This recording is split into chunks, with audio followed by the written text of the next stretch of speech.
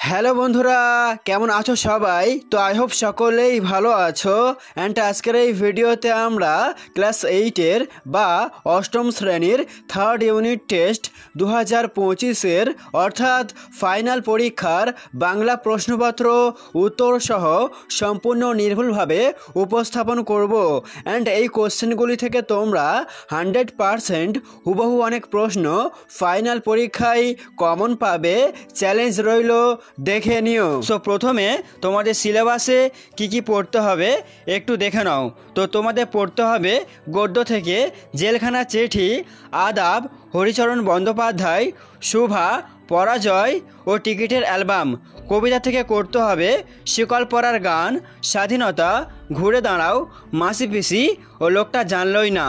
পথের পাঁচালী থেকে মূলত করতে হবে ঊনবিংশ থেকে সপ্তবিংশ পরিচ্ছেদ পর্যন্ত। এবং ব্যাকরণ থেকে তোমাদের করতে হবে সমাস, ক্রিয়ার কাল, সাধু ও চলিত রীতি।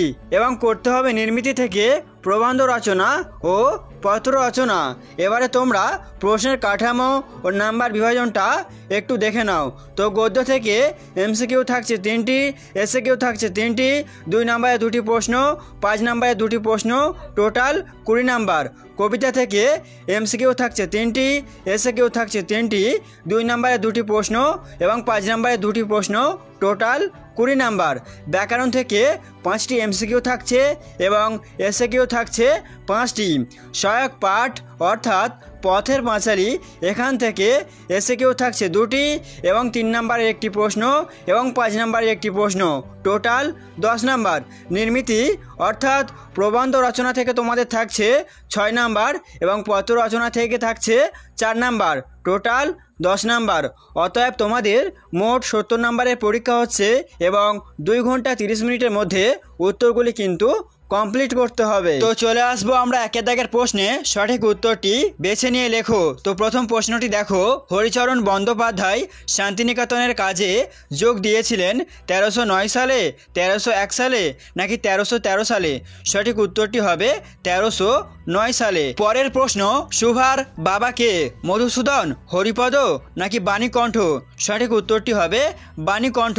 নেক্সট প্রশ্ন, মার্টিরডম কথার অর্থ হলো শহীদত্ব, রাজনীতিক নাকি বিপ্লবী?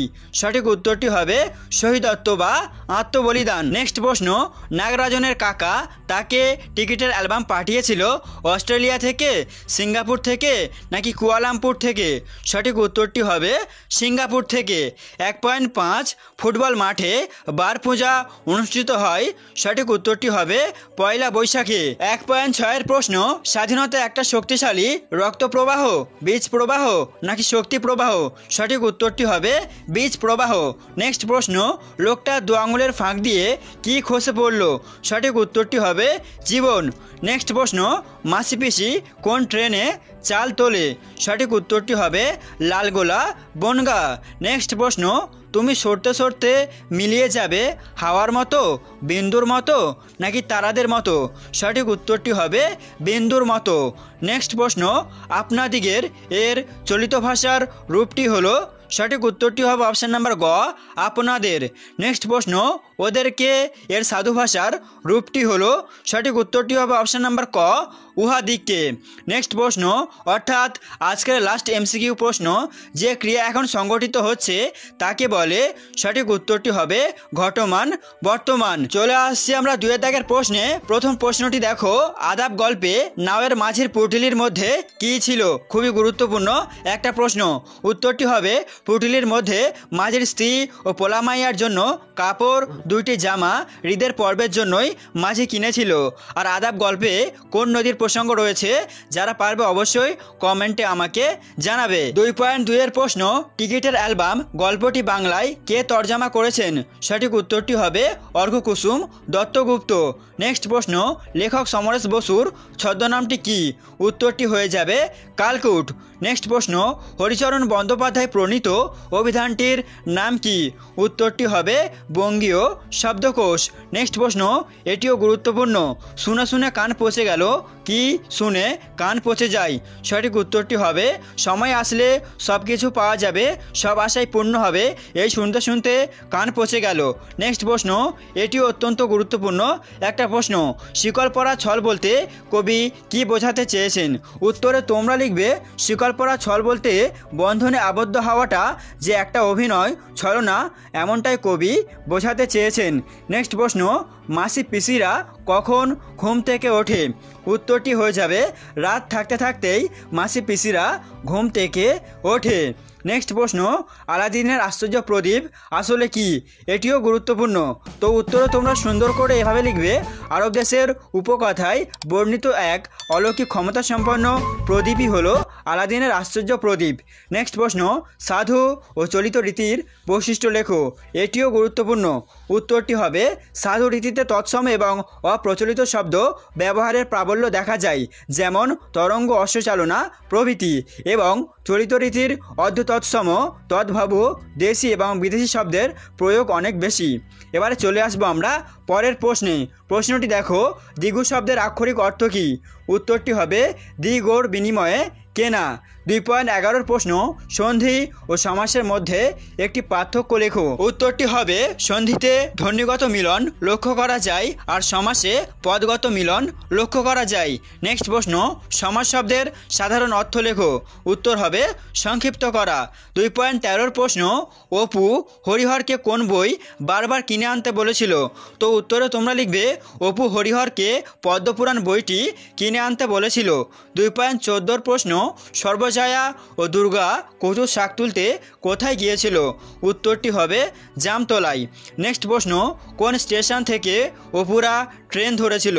উত্তরটি হবে মাঝের পাড়া স্টেশন থেকে। এবারে চলে আসবো আমরা 3 দাগের প্রশ্নে এবং প্রতিটি প্রশ্নের মান 2 নাম্বার করে। তো প্রথম প্রশ্নটি দেখো, খুবই গুরুত্বপূর্ণ একটা প্রশ্ন।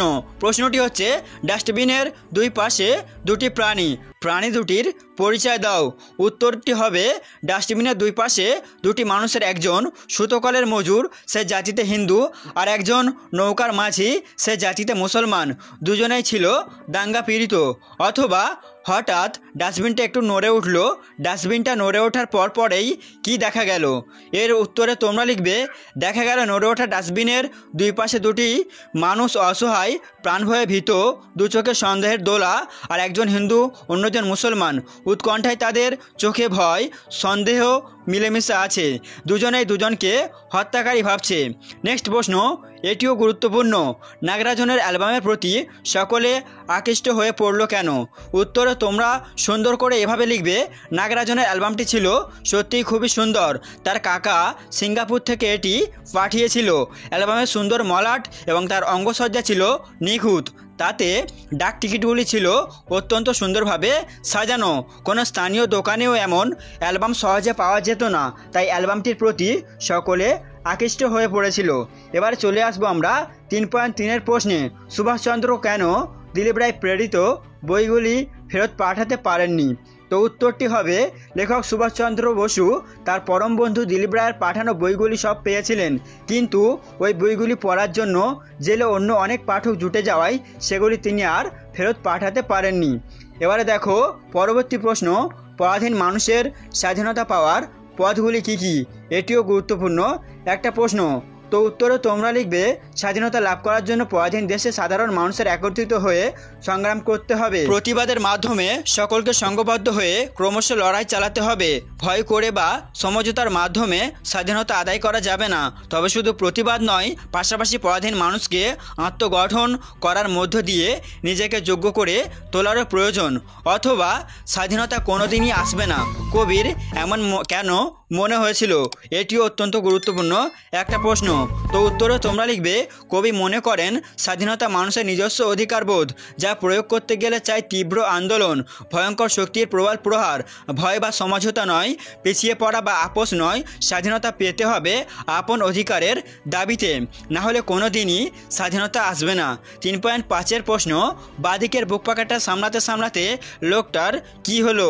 এটিও গুরুত্বপূর্ণ। উত্তরে তোমরা লিখবে বাঁদিকের বুক পকেট বলতে এখানে টাকা থলে বোঝানো হয়েছে।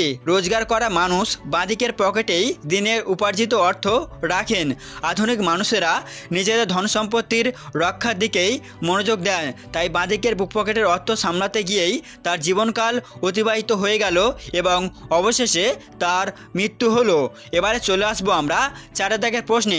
যে কোনো 4টি প্রশ্নের উত্তর দিতে হবে এবং প্রতিটি প্রশ্নের মান 5 নাম্বার করে। তো প্রথম প্রশ্নটি খুবই গুরুত্বপূর্ণ একটা প্রশ্নটি হচ্ছে হঠাৎ যেন ওর জনপ্রিয়তা কমে গেছে, কার এমন মনে হয়েছে এই জনপ্রিয়তা হঠাৎ কমে যাওয়ার কারণ কি? 4.2 এর প্রশ্ন হিন্দু মুসলমান সম্প্রীতির আবহ আদাব গল্পে কিভাবে রচিত হয়েছে তা বিশ্লেষণ করো। এটিও অত্যন্ত গুরুত্বপূর্ণ একটা প্রশ্ন। তো আদাব গল্প থেকে আর একটা লাইন তুলে প্রশ্ন আসতে পারে, যেমন মুহূর্তগুলিও কাটে যেন মৃত্যুর প্রতীক্ষার মতো। এই রুদ্ধ উত্তেজনাকর মুহূর্তগুলির ছবি কি গল্পে কিভাবে ধরা পড়েছে তা দৃষ্টান্ত সহ আলোচনা করো। এই প্রশ্নটিও কিন্তু গুরুত্বপূর্ণ। নেক্সট প্রশ্ন প্রকৃতি যেন তাহার ভাষার অভাব পূরণ করিয়া দেয়। মানুষের ভাষার অভাব কিভাবে প্রকৃতি পূরণ করতে পারে তা আলোচনা করো। পরের প্রশ্ন আমাদের শিক্ষাক্ষেত্রে শান্তিনিকেতনের দান অপরিসীম। লেখক এ প্রসঙ্গে শান্তিনিকেতনের কোন কোন গুরুত্বপূর্ণ অবদানের কথা উল্লেখ করেছেন, এটিও অত্যন্ত গুরুত্বপূর্ণ। 4.5 এর প্রশ্নটি দেখো মাসিপিসি কবিতায় এই মাসিপিসি কারা, তাদের জীবনের কোন ছবি এই কবিতায় ফুটে উঠেছে তা আলোচনা করো। অথবা এই কবিতা থেকে লাইন তুলে প্রশ্ন আসতে পারে, যেমন শতবর্ষ এগিয়ে আসে শতবর্ষ যায়, বা দিতে পারে অনেকগুলি পেট বাড়িতে এক মুঠো রোজগার। মাসিপিসি কবিতায় মাসিপিসিদের জীবনে যে ছবি পাওয়া যায় তা লেখো। প্রশ্নের উত্তর একই, কিন্তু প্রশ্ন ঘুরিয়ে ফিরিয়ে আসতে পারে। তো এই প্রশ্নটা কিন্তু তোমরা ভালো করে দেখে রাখবে।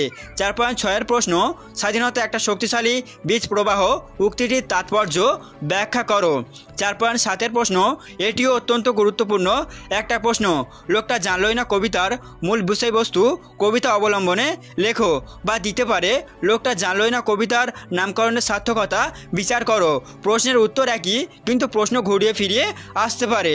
ঠিক আছে, আর একটা কথা বলি, প্রত্যেকটা কবিতার মূল বিষয়বস্তু তোমরা যদি ভালো করে তৈরি করো তাহলে কবিতা থেকে যে কোনো প্রশ্ন আসুক না কেন অ্যান্সার তোমাদের করা কিন্তু খুবই ইজি হয়ে যাবে এবং অনায়াসে তোমরা 5-এর মধ্যে 4 নাম্বার পেয়ে যাবে। পরের প্রশ্ন শিকল পরার গান কবিতায় কবি নজরুলের দেশপ্রেম কিভাবে প্রকাশিত হয়েছে তা আলোচনা করো। তো বন্ধুরা এই প্রশ্নের উত্তরগুলি তোমরা পেতে চাইলে অবশ্যই এই ভিডিও ডেসক্রিপশন বক্স থেকে অথবা হোয়াটসঅ্যাপ গ্রুপ বা হোয়াটসঅ্যাপ চ্যানেল থেকে উত্তরগুলি সংগ্রহ করতে পারো। এবারে চলে আসবো আমরা 5 দাগের প্রশ্নে এবং প্রতিটি প্রশ্নের মান 3 এবং 5 নাম্বার করে। তো এই প্রশ্নগুলি মূলত তোমাদের পথের পাঁচালী থেকে করা হয়েছে। তো প্রথম প্রশ্নটি দেখো দিন নাই রাত নাই সর্বজয়া শুধুই স্বপ্ন দেখে। সর্বজয়া কী স্বপ্ন দেখে তা নিজের ভাষায় লেখো। খুবই গুরুত্বপূর্ণ একটা প্রশ্ন। পরের প্রশ্ন অজয়কে তার সঙ্গে অপুর বন্ধুত্ব হলো কিভাবে, এটিও অত্যন্ত গুরুত্বপূর্ণ একটা প্রশ্ন। 5.3 এর প্রশ্ন পথের পাঁচালীর অপুর যাত্রা দেখার অভিজ্ঞতা বর্ণনা করো। এটিও মোটামুটি গুরুত্বপূর্ণ একটা প্রশ্ন। পরের প্রশ্ন দুপুরে এক কাণ্ড ঘটিল, কি কাণ্ড ঘটেছিল তা নিজের ভাষায় লেখো। এবারে চলে আসবো আমরা 6 দাগের প্রশ্নে। নিচের যে কোনো একটি বিষয় নিয়ে প্রবন্ধ রচনা করতে হবে এবং যার জন্য থাকছে 6 নাম্বার। তো প্রথম রচনাটি দেখো ছাত্র জীবনে খেলাধুলার প্রয়োজনীয়তা। খুবই গুরুত্বপূর্ণ একটা প্রবন্ধ রচনা। 6.2 বিজ্ঞান মনস্কতা ও কুসংস্কার অথবা দৈনন্দিন জীবনে বিজ্ঞান। এটিও অত্যন্ত গুরুত্বপূর্ণ একটা রচনা। প্রথম দুটি তোমরা করলে অবশ্যই কমন পেতে চলেছ। নেক্সটে রয়েছে দেশ গঠন ও ছাত্র সমাজ। পরে রয়েছে বাংলার মেলা বা বই মেলা। 6.5 ছাত্র সমাজ আদর্শ ও কর্তব্য। এবারে চলে আসবো আমরা 7 দাগের প্রশ্নে। তো দেখো এখানে কি বলছে, যে কোনো একটি বিষয় নিয়ে পত্র রচনা করতে হবে এবং প্রশ্নের মান 4 নাম্বার করে। তো প্রথমটা দেখো হাসপাতালের সামনে জোরে মাইক বাজানো অমার্জনীয় অপরাধ। এই মর্মে সচেতনতা গড়ে তুলতে সংবাদপত্রে চিঠি লেখো। খুবই গুরুত্বপূর্ণ একটা চিঠি। অথবা শারীরিক অসুস্থতার কারণে বিদ্যালয়ে অনুপস্থিত ছিলে, ছুটি মঞ্জুরের আবেদন জানিয়ে প্রধান শিক্ষকের কাছে একটি আবেদনপত্র লেখো। এটিও গুরুত্বপূর্ণ একটা চিঠি বা দিতে পারে এবারে দুর্গাপূজা ছুটি কাটানোর বিবরণ জানিয়ে তোমার বন্ধুকে একটি চিঠি লেখো। এভাবেও কিন্তু একটা চিঠি আসতে পারে। পরেরটা দেখো, তোমার এলাকায় যত্রতত্র আবর্জনার স্তূপ, সংশ্লিষ্ট কর্তৃপক্ষের দৃষ্টি আকর্ষণ করে সংবাদপত্রের সম্পাদককে চিঠি পাঠাও। এটিও অত্যন্ত গুরুত্বপূর্ণ। এই তিনটি করলে অবশ্যই তোমরা একটি বা দুটি অবশ্যই কমন পেতে চলেছো। তো বন্ধুরা, এটাই ছিল তোমাদের অষ্টম শ্রেণীর বাংলার ফাইনাল সাজেশান, এবং এই সাজেশানটি তোমরা পরীক্ষার আগে ভালো করে তৈরি করো। আই হোপ এখান থেকে তোমরা হুবহু অনেক প্রশ্ন ফাইনাল পরীক্ষাতে কমন পেতে চলেছো, যেভাবে প্রথম দ্বিতীয় পরীক্ষায় কমন পেয়েছিলে। তো আজকের মতো ভিডিওটি এখানেই এন্ড করলাম।